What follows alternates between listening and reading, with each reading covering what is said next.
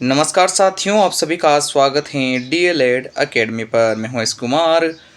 आज से हम शुरू कर रहे हैं डीएलएड फर्स्ट ईयर के लिए अंग्रेजी को, और केवल 5 वीडियो हमें पढ़ने हैं। इन 5 वीडियो में से पहला वीडियो आज आप यहां देख रहे हैं।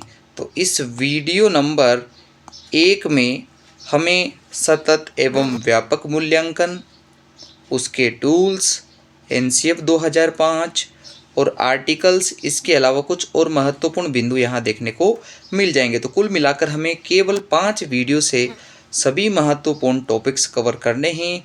अब आपके टोटल 9 चैप्टर्स इसमें इंक्लूड होंगे। कितने चैप्टर्स हैं? 9 चैप्टर्स हैं, जो पार्ट ए और पार्ट बी दोनों में डिवाइड आपको करके दे रखे हैं। तो हमें उनसे कोई लेना देना नहीं है। हमें तो बस ये चीज़ समझनी है कि अगर हमें 5 वीडियो देखने हैं तो प्रत्येक वीडियो को हम उस हिसाब से पढ़ें कि हमारे पेपर में प्रश्न बाहर भी ना जाए और सारे प्रश्न हमारे कवर हो जाए अच्छे प्रकार से, और हमें वो चीज़ें याद भी रहे कि हमसे पूछा क्या जा रहा है। तो छोटे छोटे सभी प्रश्न हमें अच्छे से याद रखने हैं। साथ ही में बड़े वो प्रश्न जो बार बार रिपीट होते हैं उनको भी अच्छे प्रकार से पढ़ना है। तो ये 5 वीडियो की जो श्रृंखला होने वाली है, मैं इसमें पूरा प्रयास करूंगा कि इन 5 वीडियो की श्रृंखला में आप अगर पूरे अच्छे से पढ़ लेते हो तो 60 में से 45 से अधिक अंक आपको मिल जाए और आप बहुत ही अच्छे प्रकार से पास हो जाइए। तो आपको कोई दिक्कत नहीं रहेगी। अगर आपको प्रत्येक यूनिट से पढ़ना है तो पिछले साल वाला कोर्स भी हमारे यहाँ जो है चैनल के प्लेलिस्ट में पड़ा हुआ है, तो आप वो भी देख सकते हैं। तो फिलहाल इस वर्ष के लिए जो ये कोर्स शुरू हुआ है, इसके इस पहले वीडियो की शुरुआत करते हैं। आपको इस YouTube चैनल डीएलएड एकेडमी को सब्सक्राइब करके रखना है ताकि प्रत्येक वीडियो का नोटिफिकेशन आपके पास पहुंच जाए। शुरुआत करते हैं कि बताओ CCE क्या है और इसका महत्व क्या है। It means what is CCE and its importance. इसका महत्व हमारे लिए क्या है।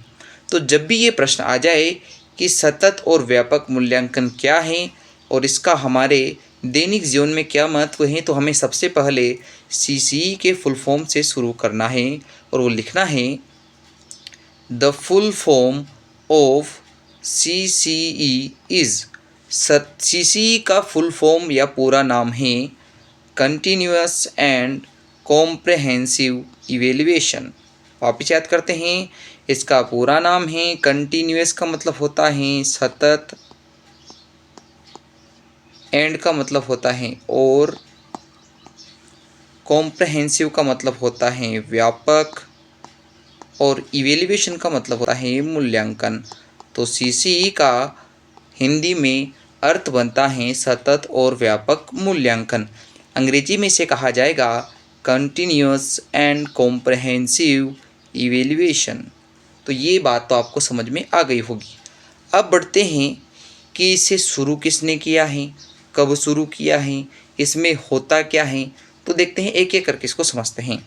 यहाँ हमारे पास हैं दिस स्कूल बेस्ड इवेल्युएशन।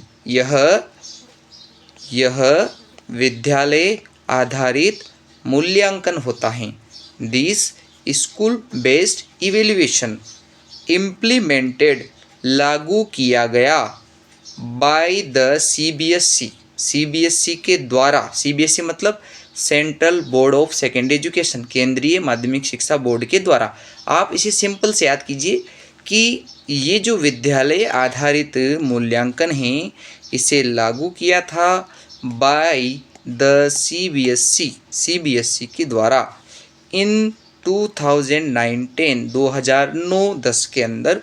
इसे टू शिफ्ट फोकस को शिफ्ट करने के लिए फ्रॉम एग्ज़ाम बेस्ड असेसमेंट, परीक्षा आधारित आकलन के स्थान पर, टू अ होलिस्टिक इवेल्युएशन, बच्चे के संपूर्ण मूल्यांकन पर ऑफ स्टूडेंट्स। यानी कि CBSE के द्वारा इम्प्लीमेंटेड किया गया इस विद्यालय आधारित मूल्यांकन प्रणाली को 2009 और 10 में, और ये इसलिए किया गया था ताकि हमारा ध्यान शिफ्ट हो सके, हमारा फोकस शिफ्ट किया जा सके परीक्षा आधारित आकलन के स्थान से हटाकर होलिस्टिक इवेल्युएशन, होलिस्टिक का मतलब होता है समग्र, समग्र मतलब कि बालक की विकास का कोई भी पहलू न छूट जाए, बालक का ज्ञान भी जांच हो, बालक का जो कौशल है कि उसको क्या क्या आता है, स्किल्स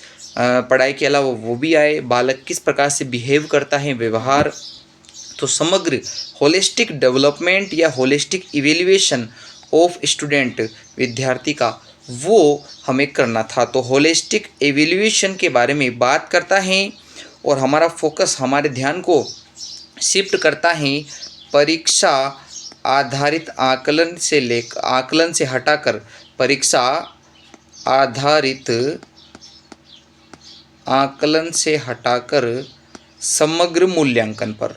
तो हमारा ध्यान परीक्षा से जुड़ा हुआ जो आकलन है उससे हटाकर बच्चे के समग्र मूल्यांकन पर शिफ्ट करते हैं। किसके माध्यम से? सीसीई के माध्यम से। चूँकि परीक्षाएं तो पहले भी हो रही थी, पर वो परीक्षाएं जो होती हैं वो पेपर यानी जो टेस्ट होता है उस पर बेस्ड थी, उसमें बच्चे की हर चीज़ को कवर नहीं कर रहे थे।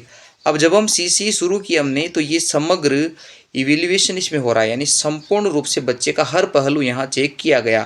तो जब भी ऐसा प्रश्न आ जाए कि बताइए सीसी क्या है, तो हमें अच्छे से लिखना आना चाहिए कि सीसी क्या है, क्योंकि अगर आपको लिखना नहीं आ रहा है इसका मतलब हम में कमियां हैं और वो कमियां दूर करेंगे तो ही हम पास हो पाएंगे। तो शुरुआत में आपने लिखा था कि सीसी का पूरा नाम है कॉन्टिन्यूस एंड कॉम्प्रहेंसिव इवेल्युएशन, सतत और व्यापक मूल्यांकन। दिस स्कूल बेस्ड इवेल्युएशन, यह विद्यालय आधारित जो मूल्यांकन है इम्प्लीमेंटेड, लागू किया गया था बाय द सीबीएसई के द्वारा इन 2019 2009-10 में। इसलिए किया गया था बिकॉज टू शिफ्ट, हमें ध्यान हटाना था। कहाँ से ध्यान हटाना था? फ्रॉम एग्ज़ाम बेस्ड असेसमेंट, परीक्षा आधारित आकलन प्रणाली से हटाकर to a holistic evaluation of students, बच्चे के समग्र मूल्यांकन पर। तो बच्चे का ध्यान बच्चे का नहीं मतलब इससे सीसी से हमारा मतलब जो हम जनता हैं, हमारा ध्यान परीक्षा से हटाकर बच्चे के समग्र विकास पर देना था, इसलिए सीसी हम लाए हैं। अब देखो सीसी के अंदर 3 शब्द हैं, उन तीनों का ही अलग अलग मतलब होता है। तो जब भी बड़ा प्रश्न लिखेंगे तो हमें ये तीनों एज इट इज़, जैसा मैंने यहाँ लिखा है ड्राइव किया है वैसे ही आपको लिखकर आना है, ताकि आपका कोई भी अंक न कटे। तो सबसे पहले जो पहला सी होता है, इस सी का मतलब होता है कंटिन्यूअस। कंटिन्यूअस का मीन्स मतलब क्या है, अर्थ क्या है, इसको समझते हैं। जब भी कंटिन्यूअस आपको सुनाई दे, इसका मतलब होता है assessment through out the year, वर्ष भर बच्चे को जांचना, उसका आकलन करना कि बच्चा सीख रहा है, क्या सीखा क्या नहीं सीखा। तो कंटिन्यूस का मतलब होता है असेसमेंट होना, असेसमेंट का मतलब आकलन होना, और आकलन का मतलब होता है जांच, एक प्रकार की जांच थ्रू आउट जो चलेगी वर्ष भर। तो थ्रू आउट द ईयर, वर्ष भर बच्चे का जांच करना, ये है कंटिन्यूस। तो ये मतलब आप समझ गए होंगे। अगला शब्द है कॉम्प्रहेंसिव। देखो कॉम्प्रहेंसिव को आप हिंदी में कहते हो समग्र, या इसको हम कहते हैं व्यापक। व्यापक वो चीज़ होती हैं जिसमें एक से ज़्यादा पहलू शामिल होते हैं, या सभी पहलू जिसमें शामिल होते हैं। तो मैंने कहा था कि बच्चे के जो ग्रोथ हैं, बच्चे की जो वृद्धि हैं, जो बच्चे का विकास है, उससे संबंधित सभी एस्पेक्ट्स बोले तो पहलुओं को जो है हम शामिल करेंगे। तो इसमें है इवेल्युएट्स, मूल्यांकित किया जाता है ऑल एस्पेक्ट्स, सभी भागों को ऑफ स्टूडेंट्स ग्रोथ, तो बच्चे की अभिवृद्धि के सभी पहलू, ज्ञान, व्यवहार, उसके कौशल, उसके संज्ञान, सभी को जो है चेक किया जाता है, सभी पहलुओं को। इसका मतलब हम कॉम्प्रहेंसिव नॉलेज बच्चे के अंदर डालते हैं। तीसरा है इवेल्युएशन, बोले तो हिंदी में मूल्यांकन। इसका अर्थ क्या है, इसको समझते हैं। जब भी आपको इवेल्युएशन शब्द सुनाई दे, इसका मतलब उसमें आकलन भी होता है और उसमें मेजरमेंट, मापन भी होता है। It means evaluation means assessment of knowledge, ज्ञान का आकलन कि बालक को कितना ज्ञान हुआ। एक तो ये चीज़ and measurement of students performance, कि बच्चे ने कितनी प्रोग्रेस की, कितनी प्रगति की है। तो मेजरमेंट का मतलब होता है मापन, ऑफ स्टूडेंट्स परफॉर्मेंस, कि बच्चे ने क्या परफॉर्म किया है, कितना अच्छे से परफॉर्मेंस दी है, कितनी अच्छी उसकी प्रगति रही है। तो प्रगति का मापन करना और ज्ञान का आकलन करना, ये होता है मूल्यांकन। जबकि बालक के ऑल एस्पेक्ट्स जो उसके ग्रोथ से जुड़े हुए हैं इनको कवर करना, ये होता है कॉम्प्रिहेंशन। और कंटिन्यूस का मतलब होता है सतत, सतत का मतलब वर्ष भर किया जाने वाला आकलन। तो यहाँ तक की बात तो आप समझ गए होंगे। अब आगे देखते हैं कि ये जो सीसी प्रणाली लाई गई थी भारत में 2009-10 में, ये क्यों लाई गई थी। तो इसका मेन गोल क्या है, मुख्य ऑब्जेक्टिव क्या है। अगर ऐसा प्रश्न आए तो आपको सिंपल लाइन में लिखना है द प्राइमरी, प्राइमरी का मतलब होता है मुख्य, जिसको आप मेन भी बोलते हो। The primary goals are to reduce, मुख्य उद्देश्य था रिड्यूस मतलब कम करना, स्टूडेंट्स स्ट्रेस, बच्चे के दिमाग में परीक्षा को लेकर जो स्ट्रेस है उसको कम करना। इस उद्देश्य से सीसी को लाया गया। साथ ही में आइडेंटिफाई लर्निंग गैप्स, बच्चे में सीखने में, आइडेंटिफाई मतलब पहचानना, लर्निंग मतलब सीखने में, गैप्स मतलब कमियां, कि बच्चे में सीखने में कहाँ कमियां आ रही हैं इसको भी पहचानना था। बच्चे की परीक्षा का जो दबाव था पेपर को लेकर वो कम करना था। And move away from rote memorisation, और रटंत प्रणाली, रोट का मतलब होता है रटना, मेमोराइजेशन मतलब रट रट कर याद करना, तो रटंत प्रणाली से मूव अवे करना, आगे बढ़ना। ये तीन ऐसे उद्देश्य थे जिनको ध्यान में रखकर सीसी को बनाया गया। तो मेन गोल या मेन ऑब्जेक्टिव अगर पूछे तो हमें कहना है कि इसका मेन गोल, मेन ऑब्जेक्टिव है स्टूडेंट के स्ट्रेस को रिड्यूस करना मतलब कम करना, आइडेंटिफाई करना उसके लर्निंग गैप्स को, और साथ ही में मूव अवे दूर करना उसे, बालक को रोट मेमोराइजेशन से, गलत रटने वाली तकनीक से। तो ये हमने लिख दिया। अब अगर आपसे पूछे कि इसके बेनिफिट्स क्या हैं, बेनिफिट्स मतलब कि सीसी को जो है लाया गया है तो इसका हमें फ़ायदा क्या है, इम्पोर्टेंस, इसका महत्व क्या है, इसके एडवांटेज क्या हैं, ये एक ही बात है। अगर पूछे तो हमें कहना है कि जो सीसी प्रणाली है इट प्रोवाइड्स, ये प्रोवाइड करती हैं रेगुलर फीडबैक, लगातार रूप से प्रतिपुष्टि देती है। फीडबैक मतलब कि इससे पता लग जाता है कि बच्चे को इम्प्रूव करना है उसकी लर्निंग को, और पढ़ाने वाले को टीचिंग इम्प्रूव करनी है। तो टीचिंग मतलब सिखाना और लर्निंग मतलब सीखना, दोनों को इम्प्रूव करना है, इसको लेकर यहाँ फीडबैक लगातार मिल जाता है कि शिक्षक की कमी है तो वो टीचिंग अच्छा कर ले, और अगर बच्चे की कमी है तो वो लर्निंग इम्प्रूव कर ले। फिर हैं इट इंक्रीजेज, यह बढ़ावा देता है होलिस्टिक डेवलपमेंट, समग्र विकास को लेकर, जिसमें एग्जाम्पल के लिए दिया जाता है, एग्जाम्पल इजी का मतलब है उदाहरण, नॉलेज इसमें आता है, इसमें बच्चे की आर्ट्स बोले तो कला क्षेत्र आता है, स्पोर्ट बोले तो खेल क्षेत्र इसमें आएगा, वैल्यू बेस्ड बिहेवियर मूल्य आधारित व्यवहार, संस्कारी जो है उसका व्यवहार हो, तो ये सारी चीज़ें इसके अंदर आएगी होलिस्टिक डेवलपमेंट के अंदर। फिर हैं it propose to reduce the burden of examination, burden का मतलब होता है बोझ, एग्जामिनेशन का मतलब परीक्षा, तो परीक्षा के बोझ को रिड्यूस कम करने के लिए उद्देश्य से इसे बनाया गया था। तो 6 नंबर आपको अगर हासिल करने हैं तो आपको सीसी वाला जो प्रश्न आए उसकी इम्पोर्टेंस वाला प्रश्न उसको हूबहू ऐसे ही लिखना है। सबसे पहले इसका पूरा नाम लिखेंगे, फिर ये कब लाया गया और इसको क्यों लाया गया था यह हमें लिखना है। सीसी में तीनों शब्दों का मतलब क्या होता है, इसका मेन गोल क्या है और इसका महत्व क्या है, तब जाकर हमें पूरे 6 नंबर मिलते हैं। और 6 नंबर केवल एक सिंगल पेज आप इसको याद करके अच्छे से जा सकते हैं। अब देखते हैं, एक तो सीसी का ये प्रश्न पूछा जाता है, दूसरा जो सीसी वाला प्रश्न है वो ये पूछ सकता है कि सीसी के कौन कौन से टूल्स और टेक्निक होते हैं। इसमें आपको पूरा पेज भरने की कोई आवश्यकता नहीं है, आपको 7-8 टूल्स मैं आपको यहाँ बता देता हूँ, इनमें से कोई भी 6 टूल्स आपको याद करने हैं और इन टूल्स को आप एज इट इज़ लिख सकते हैं। बस आपको इनकी हिंदी नहीं लिखनी है, क्योंकि हिंदी मैंने आपको समझाने के उद्देश्य से, पढ़ाने के उद्देश्य से यहाँ लिखी हैं, ताकि आपको ये समझ में आए कि इसका मतलब होता क्या है। देखिए, अगर मैं आपसे यहाँ बता रहा हूँ टूल्स मतलब होता है उपकरण, टेक्निक्स का मतलब होता है तकनीकी। अब मतलब अगर हमें पढ़ाने के लिए कोई चीज़ काम लेनी पड़े, यानी किसी उपकरण का, सहायक सामग्री का प्रयोग लेना पड़े, तो वो तो टूल्स हो जाता है।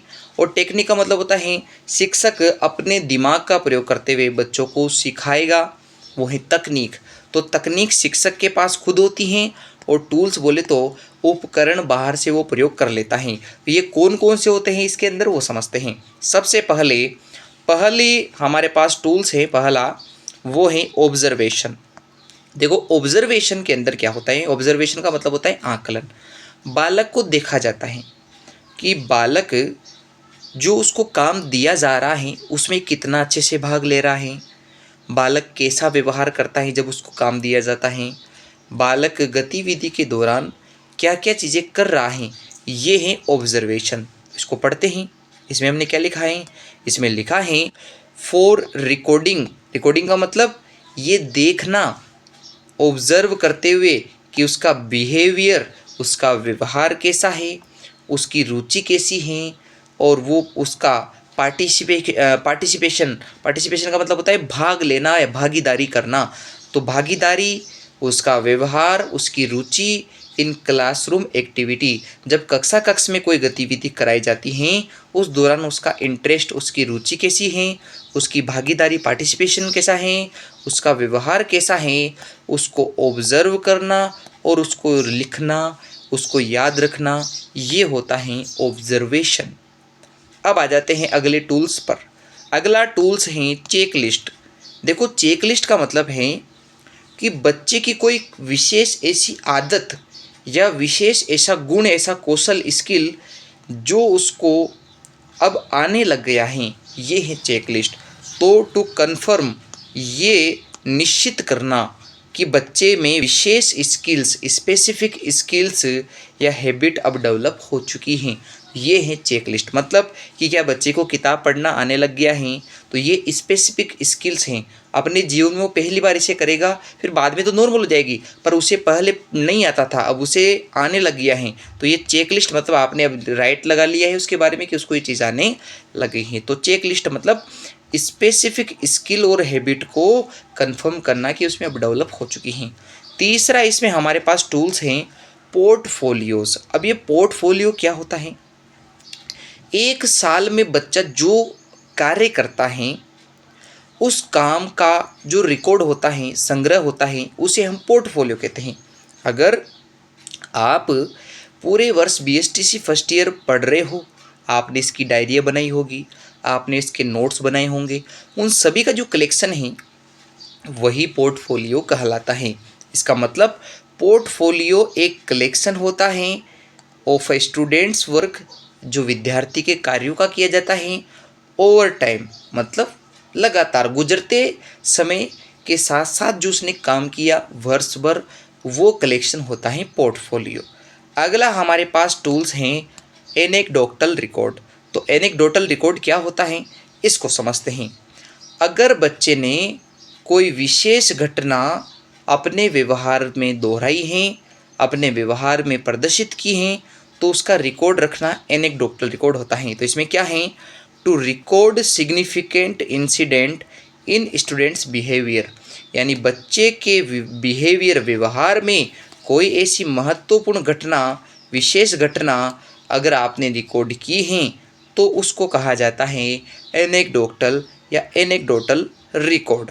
फिर अगला है रेटिंग स्केल। आपको केवल 6 ही लिखने हैं, मैं आपको यहाँ पूरी चीज़ें बताऊँगा, क्योंकि क्या होता है देखिए, हर चीज़ आप याद नहीं कर पाओगे, तो जो चीज़ आपको याद होगी आप उसे ही ना पढ़ोगे, तो सीधी सी बात है कि आपको 6 पॉइंट याद रखने हैं। 6 कोई से भी आप याद रख सकते हो। अगला रेटिंग स्केल है। अब रेटिंग का मतलब होता है, आपको पता है जब आप खरीदारी करने जाते हैं तो आप रेट करते हो कि भाई देखो ये प्रोडक्ट है इस कंपनी का, ये बहुत अच्छा काम करता है, मैं इसको 5 में से इतने स्टार देता हूँ। इसका मतलब आप उसकी जो रचना है, वो जो बनावट है उससे खुश हैं। इसका मतलब हम वहाँ की क्रिएटिविटी और उसकी क्वालिटी से खुश होते हैं। तो रेटिंग स्केल का मतलब होता है कि बच्चे की क्रिएटिविटी, सृजनात्मकता, रचनात्मकता और उसके गुण को रेट करना कि उसमें कितनी गुणवत्ता है, उसमें कितनी रचनात्मकता है, बच्चा नए नए कामों में भाग लेता है कि नहीं लेता है, बच्चे को इस चीज़ की क्वालिटी है कि नहीं है कि भई उसको क्या पूछा जा रहा है। इसका मतलब रेटिंग स्केल उसकी क्रिएटिविटी और उसकी क्वालिटी को रेट या चेक करने के लिए होता है। फिर है इंटरव्यू करना। इंटरव्यू को आप वाइवा भी कहते हो। बीएसटीसी फर्स्ट ईयर में आपका जब एग्ज़ाम होता है उसके आसपास वाइवा लिया जाता है। वाइवा मतलब यहाँ साक्षात्कार से है, मौखिक परीक्षा से है। ये मौखिक परीक्षा आपके आत्मविश्वास को चेक करने के लिए, आपने कितना ज्ञान ग्रहण किया है उसकी समझ के लिए और आप में सोचने समझने की जो क्षमता है उसको जांचने के लिए किया जाता है। तो इंटरव्यू या वाइवा क्या होता है? ओरल क्वेश्चनिंग होती है, मौखिक प्रश्नोत्तरी होती हैं टू असेस, जानने के लिए कि अंडरस्टैंडिंग कि बच्चे में समझ कितनी है, बच्चे में कॉन्फिडेंस कितना है एंड बच्चे में क्रिटिकल थिंकिंग कि उसमें लॉजिकल वे में सोचना आ रहा है कि नहीं आ रहा, वो तार्किक है कि नहीं है, कि ये वो रटता है, वो बिना रटे चीज़ों को याद रखता है कि नहीं रखता, उसमें बोलने का कॉन्फिडेंस है कि नहीं है, उसने जो पढ़ा है वो उसको समझ पाता है कि नहीं पाता है। तो ये सभी चीज़ों के लिए इंटरव्यू होता है, वाइवा होता है। फिर अगला हमारे पास है ग्रुप एक्टिविटी और प्रोजेक्ट। समूह में बिठाकर यानी एक जो स्टूडेंट का ग्रुप होता है उनको कोई भी काम दिया जाए तो वो ग्रुप एक्टिविटी होती हैं, या उनको प्रोजेक्ट दे दे कि भाई आपको ये काम करना है और इस पीरियड में करना है। ये इसलिए देते हैं ताकि बच्चे में लीडरशिप, नेतृत्व आ जाए कि अगर जब बच्चों को एक ग्रुप में काम दे दिया जाता है तो उनमें से कोई ना कोई बच्चा जो है लीडर जरूर बनता है, मतलब उन सभी को आगे बढ़ाएगा, उन सभी को एक साथ लेकर चलने वाला और सोशल स्किल सभी के साथ घुलने मिलने वाला होता है। तो लीडरशिप क्वालिटी और सोशल स्किल, सामाजिकता के गुण को बढ़ाने के लिए ग्रुप एक्टिविटी और प्रोजेक्ट दिए जाते हैं। और अंतिम हमारे पास टूल्स टेक्निक हैं रिटन टेस्ट, लिखित परीक्षण। अब लिखित परीक्षण कैसा होता है? देखो, लिखित परीक्षाएं 3 प्रकार से सीसी में होती हैं। सबसे पहले डायग्नोस्टिक टेस्ट, इसको कहते हैं आपके निदानात्मक परीक्षण। इसे क्या कहते हैं? निदानात्मक परीक्षण। अभी निदानात्मक परीक्षण क्या होता है?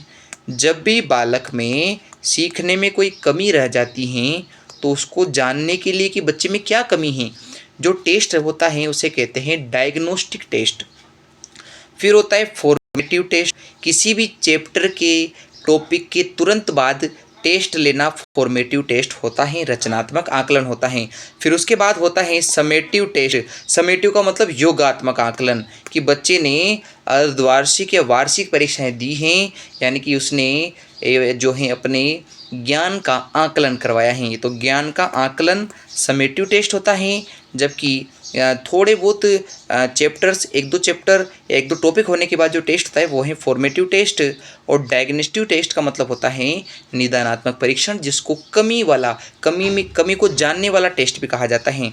तो फॉर्मेटिव का मतलब होता है रचनात्मक आकलन, और रचनात्मक आकलन मतलब सीखने के दौरान किया जाने वाला आकलन, और सीखने के बाद जो आकलन होता है उसे योगात्मक या समेटिव असेसमेंट कहा जाता है। तो ये सीसी से संबंधित प्रश्न हो चुके हैं। अब एक और प्रश्न आता है कि बताओ, जो लैंग्वेज स्किल्स होती हैं 4, भाषा को सीखने के 4 चरण होते हैं। पहला होता है लिसनिंग, सुनना। दूसरा होता है स्पीकिंग, बोलना। तीसरा होता है रीडिंग, जिसको कहते हैं पढ़ना। और चौथा होता है डब्लू, मतलब राइटिंग, जिसको लिखना कहते हैं।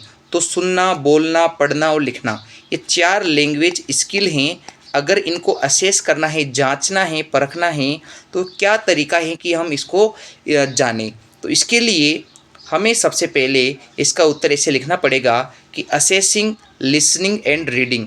लिसनिंग और रीडिंग दोनों को कैसे जांचा जाता है? देखो, सबसे पहले आपको ये पढ़ना पड़ेगा कि लैंग्वेज स्किल कितनी है। 4 हैं। क्या क्या है? LSRW, लिसनिंग, स्पीकिंग, रीडिंग और राइटिंग। पहला प्रश्न तो याद होता है। दूसरी बात, रिसेप्टिव स्किल्स कितनी होती हैं? 2। रिसेप्टिव का मतलब होता है ग्रहण की जाने वाला कौशल। अभी रिसेप्टिव का मतलब कि कौन कौन सी चीज़ें ग्रहण की जाती है। जब भी हम पढ़ते हैं तो चीज़ें अंदर याद करनी पड़ती हैं। लिसनिंग में भी सुनकर अंदर चीज़ें याद करनी पड़ती हैं। तो मतलब ग्राह्य कौशल 2 हैं, लिसनिंग और रीडिंग। जबकि इसके अलावा जो स्पीकिंग और राइटिंग है ये रिसेप्टिव नहीं है, ये प्रोडक्टिव है। इसमें कुछ ना कुछ लिखना या करना पड़ता है। तो रिसेप्टिव स्किल लिसनिंग और रीडिंग है। अगर इनको हमें जांचना है तो इनके लिए हमें मल्टीपल चॉइस क्वेश्चंस, जो ऑब्जेक्टिव वाले प्रश्न आते हैं 4-4 ऑप्शन वाले, उनको कराना पड़ेगा। रिक्त स्थान की पूर्ति वाले गैप फिलिंग वाले प्रश्न कराना पड़ेगा क्वेश्चंस, और पिक्चर वाले फोटो दिखा दिखा कर बच्चे को मिलान करने को कहेंगे। तो ऐसे प्रश्न जो 4 ऑप्शन वाले होते हैं, मल्टीपल चॉइस क्वेश्चंस होते हैं, जो गैप फिलिंग होते हैं मतलब जो रिक्त स्थान भरने वाले होते हैं, जिनमें चित्र देखकर करना होता है, वो होते हैं असेस करना। उसमें उसको इस तरह से हम जांच सकते हैं लिसनिंग और रीडिंग को। अब आगे देखते हैं कि अगर आपको स्पीकिंग जांचनी मतलब उसके उच्चारण को समझना है तो आप क्या कर सकते हो। इसके लिए थ्रू आउट हमें करना पड़ेगा इंडिविजुअल, व्यक्तिगत रूप से, and group conversation. Group conversation मतलब कि बच्चे को अकेले और ग्रुप में वार्ता करने बोलने का अवसर दिया जाएगा। साथ ही में किसी व्यक्ति का रोल करने को दिया जाएगा। जैसे आप ड्रामा कहते हो, भगत सिंह का रोल कर लिया, गांधी जी का रोल कर लिया, ये होता है रोल प्ले। फिर होता है प्रोनाउंसिएशन। प्रोनाउंसिएशन का मतलब होता है उच्चारण, उसको आप बोलो और फिर उसको बोलने को कहो, ये भी करवाया जा सकता है। फिर होता है इंटरेक्शन। इंटरेक्शन का मतलब होता है कि 2 व्यक्तियों में वाद विवाद करवाया जाए। 2 बच्चों से कहा कि तुम इससे सुनो और ये तुमसे सुनेगा, आप आपस में अंतःक्रिया करवाई जाएगी। तो कन्वर्सेशन होगा ग्रुप में और अकेले, साथ ही में रोल प्ले करवाया जाएगा, प्रोनाउंसिएशन होगा और इंटरेक्शन करवाई जाए, तो जाके बालक जो है अच्छे से स्पीक करना सीखता है। तो ऐसे उसकी असेसिंग हो जाती है स्पीकिंग की। असेस मतलब जांच हो जाती है स्पीकिंग की। अगर हमें जांच करनी है उसके लेखन की, राइटिंग की, तो इसके लिए हमें करना पड़ेगा एसेज लिखाना पड़े। शॉर्ट जो निबंध होते हैं, संक्षिप्त निबंध, वो उसे लिखवाए जाएंगे किसी टॉपिक के ऊपर। गाइडेड राइटिंग टास्क, उस पर ध्यान लगाकर उसको लिखने को कहेंगे, उसको काम देंगे भाई ये लिख लो, और फिर उसे वो दोबारा लिखवाएंगे। इसको कहते हैं राइटिंग टास्क। होमवर्क वगैरह देंगे और उसको लिखित एग्ज़ाम करवाएंगे। तो लेखन के लिए हम ये करवाते हैं, स्पीकिंग के लिए हम conversations, interaction, pronunciation, role play करवाते हैं सॉरी। जबकि रीडिंग और लिसनिंग के लिए हम करवाते हैं एमसीक्यूज़ वाले प्रश्न, गैप फिलिंग वाले प्रश्न, इसके अलावा पिक्चर वाले प्रश्न। तो ये हमें असेस करने के लिए ये चीज़ें करनी होती हैं। अब अगर प्रश्न पूछे कि एक अच्छा एग्ज़ाम, पेपर या टेस्ट किसे कहते हैं, तो एक अच्छा एग्ज़ाम वो है जिसमें ये निम्न क्वालिटी होगी। सबसे पहले वो वस्तुनिष्ठ होगा, ऑब्जेक्टिविटी उसके अंदर होगी। अब ये वस्तुनिष्ठता क्या होती है?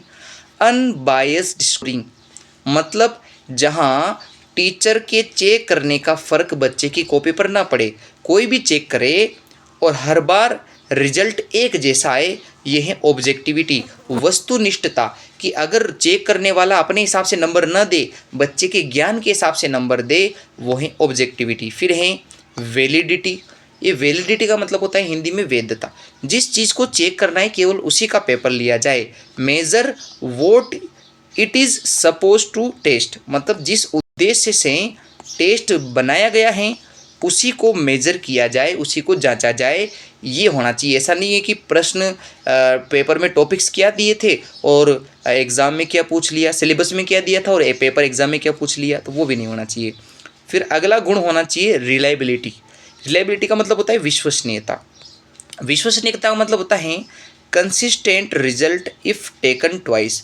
अगर एक ही चीज़ को 2 बार भी जो है जांचा जाए, परखा जाए, तो भी परिणाम अलग अलग नहीं आए, इसका मतलब चेक करने वाला कोई भी हो, हम हमेशा परिणाम एक जैसा आएगा।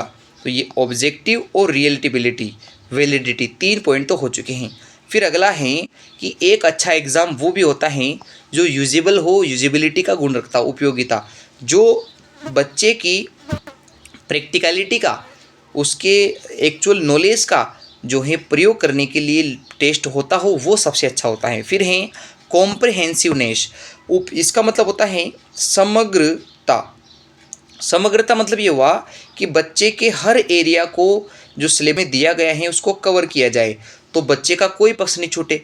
अगर आपके टेस्ट पेपर होता है, जैसा आपने प्री एग्ज़ाम दिया था बीएसटीसी का, तो उसमें राजस्थान जीके, इसके अलावा आपने शिक्षण अभिरुचि, इसमें आपने रीजनिंग वगैरह और हिंदी अंग्रेजी सारी चीज़ें कवर की थी, तो वो है कॉम्प्रिहेंसिवनेस का गुण।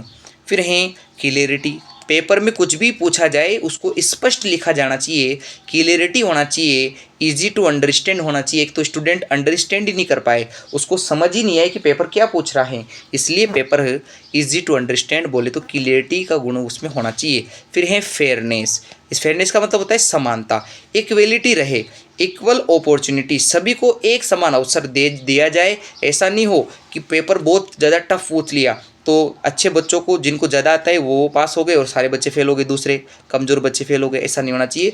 कमज़ोर बच्चे, औसत बच्चे और प्रतिभाशाली तीनों प्रकार के बच्चों के लिए एक समान पेपर हो, और जिसको फेल होना होगा वो फेल होगा, जिसको पास होना होगा पास होगा, पर ज़्यादा टफ भी ना हो, ज़्यादा इजी भी ना हो। तो ये 7 क्वालिटीज़ होती हैं किसी भी एक अच्छे एग्ज़ाम या टेस्ट पेपर में।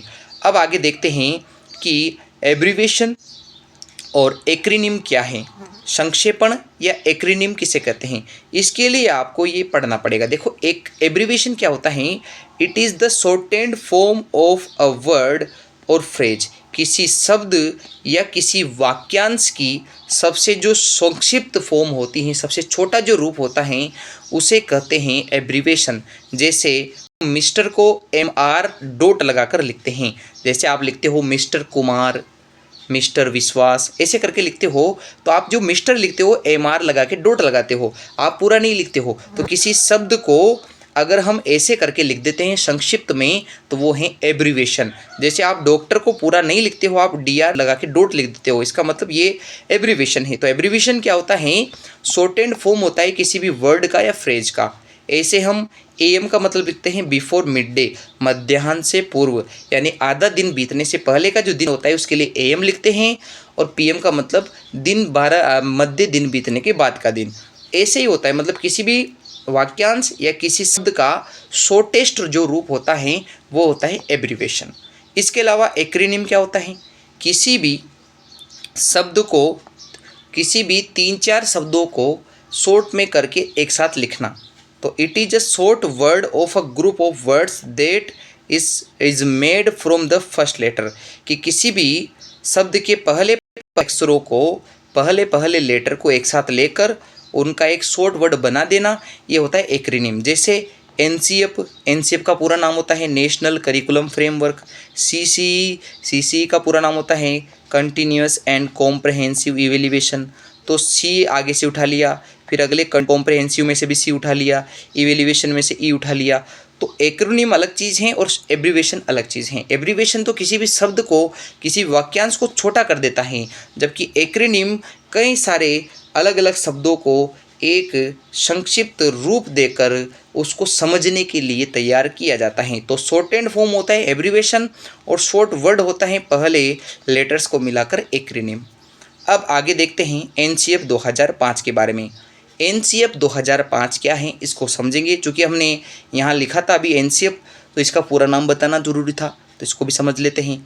NCF क्या है, इसको किस उद्देश्य से हमने बनाया है, तो इसको समझते हैं। सबसे पहला हम वही काम करेंगे जो हमने CCE में किया था। क्या किया था, पूरा नाम लिखने का। तो पूरा नाम क्या है, इसका पूरा नाम क्या है, इसका पूरा नाम है the full form of NCF 2005।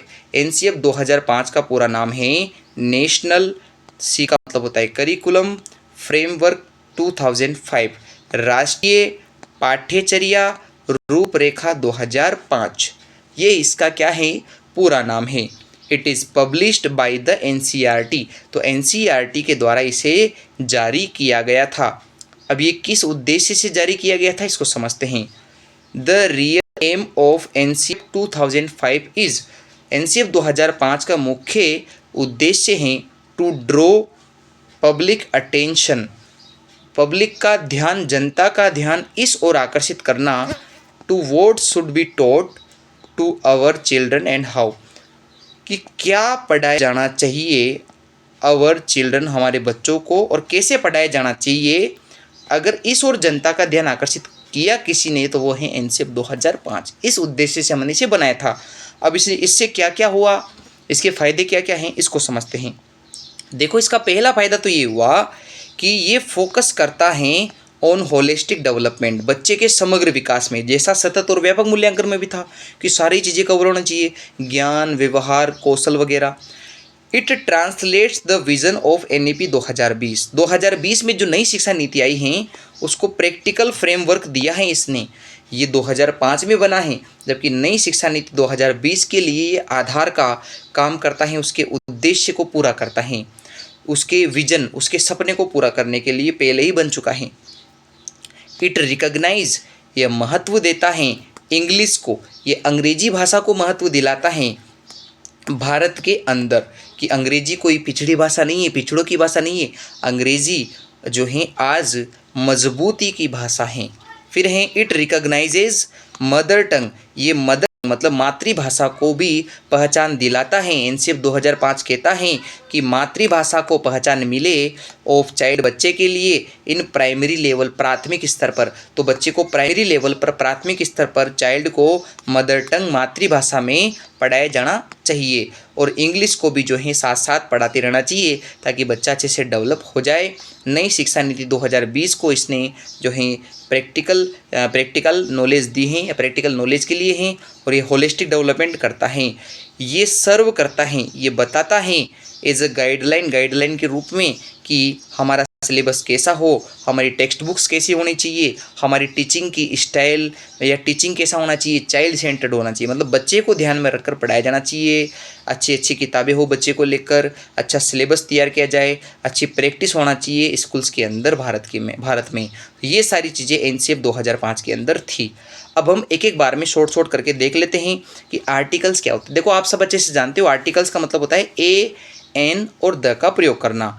अब ये कैसे होता है इसको समझने के लिए आप दो प्रकार से इसको समझिए कि टाइप्स ऑफ आर्टिकल्स। आर्टिकल्स के दो प्रकार होते हैं, एक होता है अनिश्चित आर्टिकल, इनडेफिनेट आर्टिकल्स, जो दो होते हैं, यानी कि जब हम निश्चित नहीं हैं तो वह अनिश्चित आर्टिकल होता है, इनडेफिनेट आर्टिकल ए और एन। जबकि अगर हम निश्चित हैं किसी आर्टिकल को लेकर तो वो है द आर्टिकल।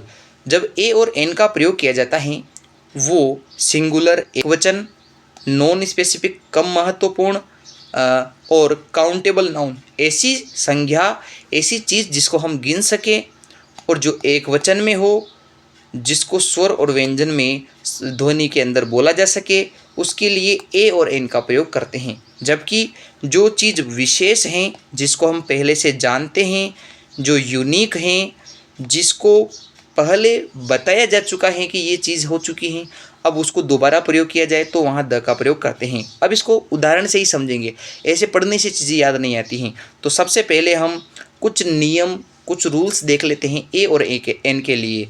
जब भी कांस्टेंट साउंड, कांस्टेंट क्या होता है, व्यंजन की ध्वनि अगर हमें सिंगुलर नाउन, सिंगुलर और काउंटेबल नाउन मतलब एक वचन और जिस चीज़ को गिन सके और वो एक हो, उसके ध्वनि व्यंजन की निकले तो ए का प्रयोग करना है, और स्वर ध्वनि आ जाए तो एन का प्रयोग करना है। ये भी क्या है इसको समझते हैं। जैसे मैंने लिखा है कार, अब देखो कार एक है और कार जो हैं वो काउंटेबल हैं, मतलब अगर एक कार है तो उसको गिन सकते हैं, तो ये हो गया सिंगुलर और काउंटेबल। तो किसी भी ऐसी चीज़ जिसको गिन सके और वो संख्या में एक हो तो वहाँ हम व्यंजन ध्वनि होने पर ए लगाते हैं और स्वर ध्वनि होने पर एन लगाते हैं। तो आप लिखोगे कार, कार में पहला अक्षर आ रहा है क एक व्यंजन है, इसके लिए हमने ए लगा दिया। ऐसे ही यूनिवर्सिटी, आप इसकी यू पर नहीं जाना है आपको, आप इसको लिखो यूनिवर्सिटी। तो यूनिवर्सिटी जब आप इसे लिखोगे तो ये से यज्ञ आता है और ये से यज्ञ व्यंजन है, व्यंजन के लिए ए लगाते हैं। ऐसे ही है बॉय, तो बॉय में ब आ रहा है और ब व्यंजन है, व्यंजन के लिए क्या लगाते हैं ए। बेग, बेग में ब आ रहा है और इसके लिए भी क्या लगाएंगे ए। ऐसे ही देखिए एप्पल, एप्पल जो होता है इसमें ए आ रहा है और ए एक स्वर है, स्वर के लिए एन लगाते हैं। ऐसे ही ऑरेंज है, ऑरेंज में ओ जो है स्वर हैं, इसलिए हम एन का प्रयोग कर रहे हैं। इसको बोलते हैं आर, इसको हावर नहीं बोलते हैं, इसको बोलते हैं आर। तो आर में आ जो है स्वर हैं और स्वर के लिए एन का प्रयोग करते हैं। ऑनेस्ट मैन, ओन ये होनेस्ट नहीं है, ऑनेस्ट, ऑनेस्ट। तो ओ एक स्वर है और स्वर के लिए किसका प्रयोग करते हैं एन का प्रयोग करते हैं। तो अगर स्वर ध्वनि हो तो एन का प्रयोग करना है, और व्यंजन ध्वनि हो तो हमें ए का प्रयोग करना है। बस ये चीज़ याद रखनी है कि चीज़ एक वचन होना चाहिए, बहुवचन नहीं होना चाहिए, क्योंकि एक वचन चीज़ को हम गिन भी सकते हैं। आगे देखते हैं सिंगुलर काउंटेबल नाउन। वही बात है, कार एक है तो उसके आगे ए लगा सकते हैं, एप्पल एक है उसके आगे एन लगा सकते हैं, पर कार्स बहुवचन है, गिन नहीं सकते कितनी कार हैं, पता नहीं है, तो इसके लिए यहाँ कोई भी जो है आर्टिकल का प्रयोग नहीं कर सकते। ऐसे एप्पल्स, एप्पल्स को गिन नहीं सकते हैं क्योंकि एप्पल्स का पता नहीं कितने एप्पल हैं, इसके लिए भी नो आर्टिकल्स आएगा। मतलब ए और एन का प्रयोग करने के पहले हमें ये चेक करना है कि यहाँ जो दिया गया शब्द हैं, वो जो संज्ञा हैं, वो बहुवचन नहीं होना चाहिए, और न ही उसको ऐसा दिया जाए कि उसको आप गिन नहीं सको। तो कोई भी शब्द संज्ञा जो दी जाए उसको आप गिन सको और वो एक हो, उसके लिए ए और एन का प्रयोग कर सकते हैं। ए व्यंजन के लिए और एन स्वर के लिए। अगर कोई भी चीज़ वाक्य में पहली बार बताई जाए, इंट्रोड्यूस की जाए, तो वहाँ हम ए और एन का प्रयोग करते हैं, और अगर दूसरी बार आ जाए तो उसके लिए द का प्रयोग करते हैं। जैसे आपने कहानियाँ पढ़ी होगी, और कहानियाँ जब हम पढ़ते हैं तो कहानियों में एक बात निकल के आती हैं, जैसे once upon a time there was a king. एक बार की बात है, एक बार एक राजा था। अभी आपको पता नहीं कि राजा कौन है, तो उसके लिए आप प्रयोग कर रहे हो अ किंग। अ किंग का मतलब क्या हुआ, एक राजा।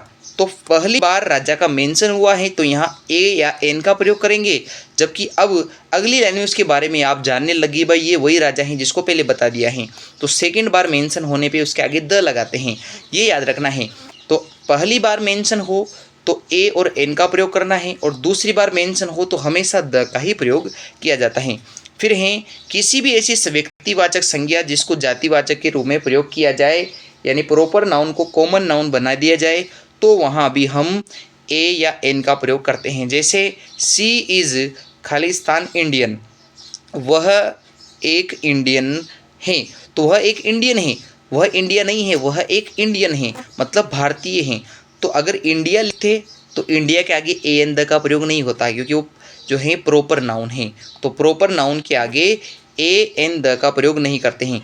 अब इंडिया से हमने बना दिया इंडियन, तो इंडियन कोई भी हो सकता है, कॉमन नाउन है। जैसे भारतीय कोई भी हो सकता है, वह भी भारतीय है, मैं भी भारतीय हूँ, तुम भी भारतीय हो, हम सब भारतीय हैं, तो यहाँ ए और एन का प्रयोग होगा।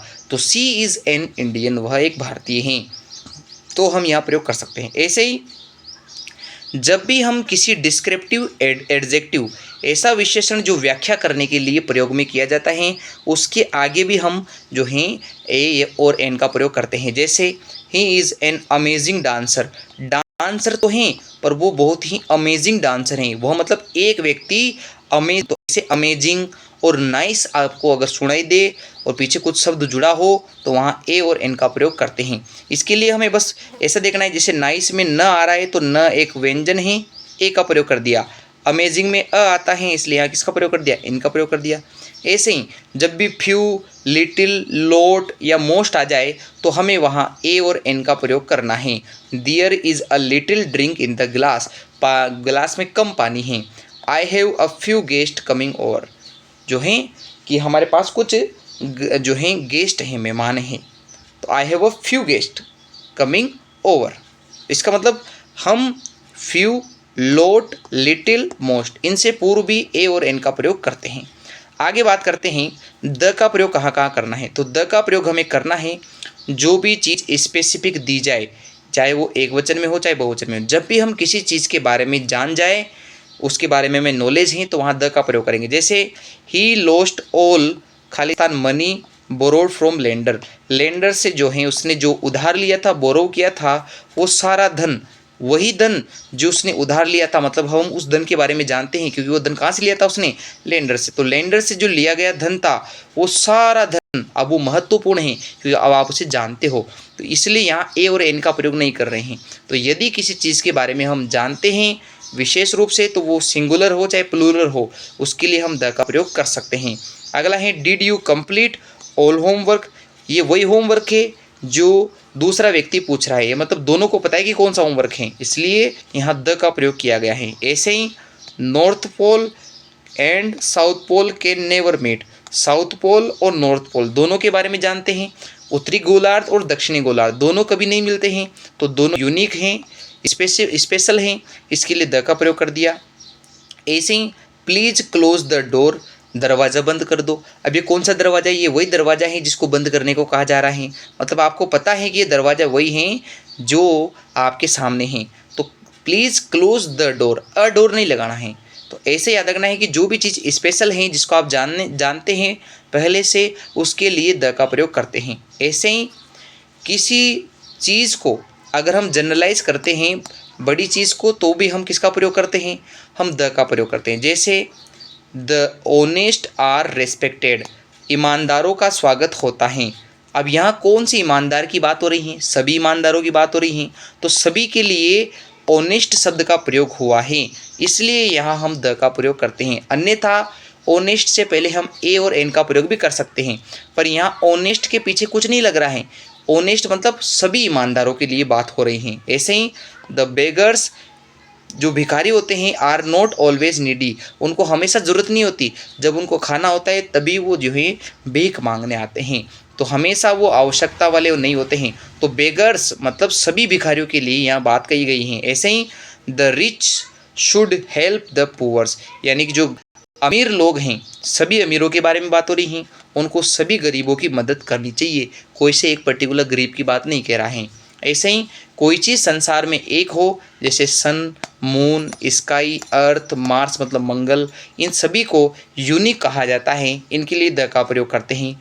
नदी, सागर, महासागर, खाड़ी, इनके नाम से पहले भी हमें प्रयोग करना पड़ता है द का। गंगा, लाल समुद्र, बंगाल की खाड़ी, अरेबियन सी, पैसिफिक ओशियन, ओशियन मतलब महासागर, इंडियन ओशियन, इनके नाम के पहले भी हमें द का प्रयोग करना होता है। ऐसे ही कोई भी दिशा दे दे, ईस्ट मतलब आपके पूर्व, वेस्ट का मतलब पश्चिम, नॉर्थ का मतलब उत्तर, साउथ का मतलब दक्षिण, इनके पहले भी द का प्रयोग होता है। जो प्रसिद्ध इमारतें हैं जैसे ताजमहल, लाल किला, हवा महल, तारागढ़ किला, India gate, Qutub Minar, Kumbhalgarh fort, Chittorgarh किला, तो इन सभी के नाम के आगे भी द का प्रयोग किया जाएगा। ऐसे ही कोई प्रसिद्ध अखबार हैं, कोई प्रसिद्ध रेलगाड़ी हैं, कोई प्रसिद्ध ग्रंथ हैं, तो उससे पहले भी हम द का प्रयोग करते हैं। जैसे राजधानी एक्सप्रेस रेलगाड़ी हैं, राजस्थान पत्रिका अखबार हैं, रामायण प्रसिद्ध ग्रंथ है, कुरान प्रसिद्ध ग्रंथ हैं, बाइबल हैं, गीता हैं, इनके आगे द का प्रयोग करते हैं। जब भी सुपरलेटिव डिग्री दे दे तो उससे पहले द का प्रयोग करते हैं। जैसे बेस्ट, EST कैसे पता लगता है? तो EST का प्रयोग जैसे टोलेस्ट, टोल एक शब्द है लंबा होना, TA आएगा यहाँ पे, तो TALLEST, टोलेस्ट, टोल का मतलब लंबा और टोलेस्ट का मतलब सबसे लंबा, तो टोलेस्ट, बेस्ट, ऐसे अगर शब्द आ जाए तो उनसे पहले भी द का प्रयोग किया जाता है। क्रमवाचक संख्या मतलब फर्स्ट, सेकंड, थर्ड, लास्ट, अगर ऐसा शब्द आ जाए वाक्य में, उससे पहले भी हमें द का प्रयोग करना है। अब ये ए और एन द का प्रयोग तो हो गया, कहाँ कहाँ ए एन द का प्रयोग नहीं होता? सबसे पहले याद रखिए, किसी भी भाषा से पूर्व हमें द का प्रयोग नहीं करना है। जैसे हिंदी के आगे खालिस्तान आ जाए, इंग्लिश, संस्कृत, तेलुगु, कोई भी भाषा का नाम दे दे, उससे पहले हमें आर्टिकल्स नहीं लगाना होता। सिर्फ एक भाषा को छोड़कर, वो भाषा है फ्रेंच। फ्रेंच भाषा से पहले द का प्रयोग होता है, बाकी किसी भी भाषा से पहले द का प्रयोग नहीं होता। ऐसे ही किसी शहर का नाम आ जाए, किसी देश का नाम आ जाए, किसी जिले का नाम आ जाए, किसी व्यक्ति का नाम आ जाए, उससे पहले भी हमें द का प्रयोग नहीं करना है। अजमेर के आगे द नहीं लगाना है, बूंदी के आगे द नहीं लगाएंगे, कोटा, उदयपुर, ये शहर हैं, जिले हैं, इनके आगे, इनके नाम के पहले हम क्या नहीं लगा सकते? द नहीं लगा सकते। जैसे राहुल, फिर हैं सोनिया, निकिता, सचिन, ये नाम है व्यक्तियों के, इनके पहले भी द नहीं लगाते हैं। इंडिया, जापान, श्रीलंका, भूटान, ये देशों के नाम, इनसे पहले भी द का प्रयोग नहीं करते हैं। पर जैसे USA, United state of America, इसके आगे द लगता है। RBI, reserve bank of India, इनके आगे द का प्रयोग करना होता है। ऐसे ही ऐसी चीज़ें जो द्रव्यवाचक हैं, जिनको जो है gold, silver, oil, sugar, milk, ऐसे रूप में कहा जाए, जिनकी मात्रा का पता नहीं हो, अगर हमें इनकी मात्रा का पता नहीं है, gold, silver, oil, sugar, milk वगैरह, तो इनके आगे भी कुछ नहीं लगाते हैं या इनको खाली छोड़ते हैं ऐसे, तो इसको कहते हैं नो आर्टिकल या जीरो आर्टिकल। फिर है कोई भी चीज़ बहुवचन में शुरुआत में ही दे दे तो उसके लिए भी कुछ नहीं लगाते। जैसे चाइल्ड अगर दे देता तो अ चाइल्ड लिख देते, पर चिल्ड्रन दे दिया तो चिल्ड्रन बहुवचन में है, यहाँ किसी का प्रयोग नहीं होगा। ऐसे बुक दे देता तो बुक के आगे ए लगा देते, अ बुक हो जाता, पर यहाँ बुक्स हैं, बहुवचन हैं, तो यहाँ किसी का भी प्रयोग नहीं होगा। ऐसे ही किसी भी सब्जेक्ट के नाम के पहले, किसी भी खेल के नाम से पहले महीन, ना, जैसे जनवरी फरवरी, संडे मंडे या किसी भी भोजन के नाम से पहले हम किसका प्रयोग नहीं करते हैं, द का प्रयोग नहीं करते। जैसे I am studying English and history, तो आई एम स्टडिंग हिस्ट्री नहीं लगाना है और द तो इनका प्रयोग नहीं करते। ब्रेकफास्ट भोजन है, इसके पहले भी हम किसी का प्रयोग नहीं करेंगे। मंडे एक दिन है या जनवरी होता, उसके भी पहले कुछ का प्रयोग किसी का प्रयोग नहीं करते। क्रिकेट, टेनिस, फुटबॉल ये खेल है, इसके पहले भी किसी का प्रयोग नहीं करते हैं। तो इस पहले वीडियो में, पहले क्लास में हमने जाना कि क्या होता है ए, एन और द का प्रयोग। फिर इसके अलावा हमने अभी पढ़ा है कि बताइए क्या होता है एक्रोनिम, क्या होता है एनसीएफ 2005, क्या होता है एब्रीवेशन। तो सारी चीज़ें हम कवर कर पा रहे हैं। सीसी क्या है, टूल्स क्या हैं, तकनीक क्या है, गुड टेस्ट कौन सा होता है, सारी चीज़ें कवर की हैं। तो आई होप आपने इस वीडियो से बहुत कुछ सीख लिया होगा। अगले 4 वीडियो में आपका संपूर्ण कोर्स हो जाएगा। ये पहला वीडियो सबसे बड़ा है, अब आने वाले सभी वीडियो छोटे रहेंगे, लगभग आधे घंटे के आसपास के। तो आप 2 से ढाई घंटे में जो 5 वीडियो हमारे होंगे उसमें पूरा कोर्स अच्छे से समझ पाओगे। धन्यवाद।